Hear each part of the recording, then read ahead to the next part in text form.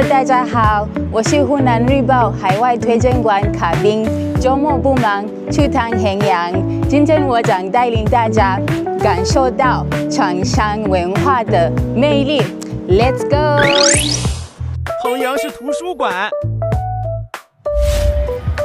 当我走进图书馆，观看纪录片时，我仿佛穿越时空，与厂商先生展开了一场思想的对话。这部纪录片太精彩了，让我对厂商文化有了更多的了解。现场还摆放了许多相关书籍，真的很值得阅读。我们现在来到了厂商书院，体验了环绕屏幕，了解了衡阳的变迁与发展，好震撼啊！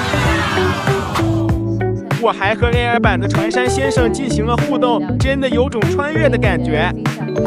湖湘文化源远流长，博大精深，其精髓在于经世致用。这次互动的体验感拉满。